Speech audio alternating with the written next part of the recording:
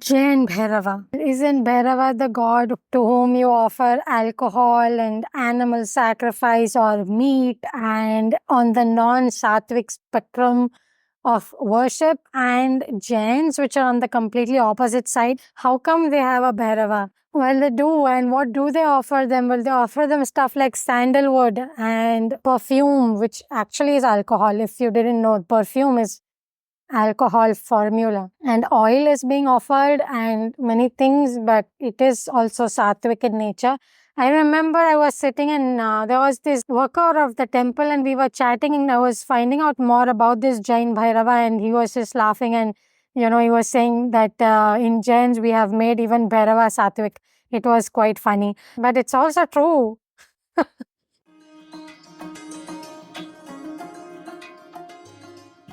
Nagoda Bhairava is a very popular demigod and he's very popular in a lot of Jain temples. If you just go by the iconography, it just looks like any Bhairava or Shiva actually.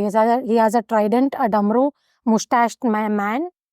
So then I spoke to some of my relatives and I said that, do we actually have Shiva in Jainism? Because there's the Bhairava demigod. And they were like, no, this is a completely different Bhairava. This is some person called Bhairava who did a lot of donations for a Jain temple, blah, blah, blah. And they said that's not Shiva at all. That's not even a demigod. It's just a human. And for some reasons, this iconography has been given to him. And I was like, not at all convinced that cannot be the case. So I did a lot of research. I wrote a whole blog on this Jain Bhairava, which is called Nakoda Bhairava. And I was like, dude, this is Shiva. This is like the most fierce form of Shiva is in Jains. And that's the most funny and amazing thing that is there. What is Nakoda? Nakoda is name of the village or the area where this Bhairava is located. And that name Nakoda has a whole history, but let's leave that aside. It's not so connected to the story, I feel. Finally, I visited Nakoda just some time back when I went to my Kuldevi Oshia Mata, and the Nakoda town is very nearby. So that's when I visited it in July of 2024. And fascinated because I did not know what to expect at that time, because a lot of times there have been these kind of Hindu type deities in Jainism, but it is in a separate temple outside, or it is on some small shrine in some corner which everybody ignores to some extent. So I can understand that for some reason some Hindu deity got adopted, but it's not really Jain. What I had also found out at the time, that is, apart from Nakoda Bhairav, there's also Kal Bhairav in that same place, but in a different temple. What I had heard is it's a separate temple and not all the Jain visitors go over there. So I was again imagining a neglected kind of a small shrine in some corner.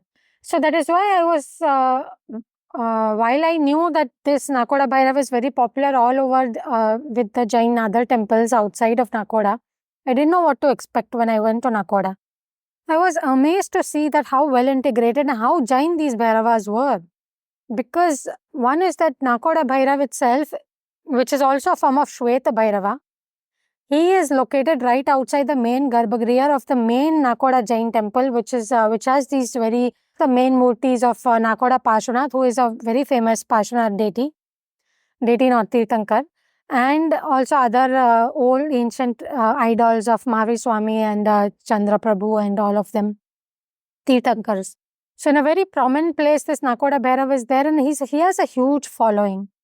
That explains why his idol is very common in a lot of other Jain temples all over, because Nakoda Bhairav is said to be very, very powerful. So many people over there told me, ye Bhairav bahut powerful hai, very powerful. And the Kal Bhairav temple, which I assume to be a small shrine, completely neglected, and by small, I mean really small. I mean like maybe just like a 2 feet by 2 feet. It's not. The Kal Bhairav temple is a huge temple. It is outside, that is true. And yes, a lot of people may not go there, but it's a large Jain temple. And when you go inside, the main Garbhagriha is only for Kal Bhairav. So it's a separate Kal Bhairav temple. A shrine within which the Kal Bhairav is kept is golden in color. It's just outside on the gateway. There is a damru and there is a gungru. So people can play the damru, as an offering to the Bhairav. They can again ring the gungru bells as an offering to that Bhairava, and the aarti happens, and I think every Saturday or something, like another Kal Bhairav Murti is removed and the visitors can pour oil on it I spoke to someone in the temple and he said that while this is a Jain temple, all religion people come, including Muslims, Christians, Hindus, all of them come and visit this temple because Bhairav is for everyone. Not just that, he said that the Bhairav energies are very alive and they are very active deities. Like if you go and do something, they will respond very quickly, which is the same thing which Rajarshi Nandi has been speaking over and over again. That has been the experience of the people as well. And same for Nakoda Bhairav, which is inside. He also said that Nakoda Bhairav, while his face is red in color, he is actually the form of Shweta Bhairava because his body is sandalwood in color. So it's supposed to be white, but they made it sandalwood in color. And Kal Bhairava is the black Murti with the head, while Shwet Bhairava is the one with the skull cap. So that region of Rajasthan is a lot of Bhairava temples. And I went to another place also in Rajasthan, and there also there were two Bhairavas, and it was Kal Bhairava and Shweta Bhairava. When I asked more to the person in the temple, they said that these two are like cousins, like they are very deeply connected, is what he was trying to say. So usually they are kept together, Kal Bhairava and Shweta Bhairava. Interestingly, in the Kathmandu Darbar Square, where the very famous Kal Bhairava is there, there's a Shwet Bhairava behind. So I am yet to figure out the exact relation between the two. I am wondering if it is the fact that Kal Bhairava is the one that chopped off Brahma's head. And then after that, if you remember, the head sticks to his hand and then he takes the skull cap basically and carries it everywhere as a Bhikshayatana form or something. And so that maybe the one with the skull cap going around his penance for that act could be the Shweta one. And yeah, I had a good laugh thinking at the fact that this was a Sattvic Bhairava, Kal Bhairava, because meat and all is not allowed, and alcohol, the drinking alcohol is not poured, but attar, which is perfume, is allowed. And my mother was telling me that they do use attar, which is perfume, in other ceremonies of Jain temples also, and attar is actually the composition is alcohol. So it seems that they are just using a different form of alcohol. Yeah, it was very fascinating. What can I say? It's a proper Kal Bhairav, Jain Kal Bhairav. The way the story goes is, I did not get a complete gist of it, but there is a video where a Jain monk who knows all these stuff, she has, I think she gave audio recording to someone and they have put the video up on YouTube. I will share the link of that video in the description. So if you want to know the actual history of Nakoda as a Tirtha, you can listen to it. Listen to it in slow because she speaks very fast. Basically, the way the story goes is that this was the Nakoda Tirth, which was very famous at one point of time. A lot of Jains used to stay over there. And but Jains are usually the tradesmen, the business people. But the Brahmin leaders of that town, I think somebody of them, the Hindu person, has treated the Jain business leader very badly. And that instigated all of the Jain people to leave this town. And the leader of the village realized that if all the Jains leave, the village will remain nothing because main business community came from those Jains. So he really tried to persuade and bring the Jain people back, but they never came. And as a result, this Jain Tirth of Nakoda just kind of withered away because there were no Jain community left anymore. So it got covered by weeds and became completely derelict and stuff. Then many years later, one Jain nun came there to see it, and then she wanted to revive it, and then her guru, who was a monk of some acharya or someone, he gets involved. In that whole process of revival of this Jain Tirth, Bhairava makes himself known and he says that, okay, I can help you revive this Tirth and I will protect this Tirth. So why don't you install me as well? And so that was the fascinating thing, that the Bhairav deity seems to have had a communication with the Jain Muni. And they've had a discussion because the Jain Muni said that, okay, we don't mind it, but the Jain temple is completely sattvic in nature. We cannot allow, like the Bhairav worship usually includes alcohol and all these things. We cannot allow it.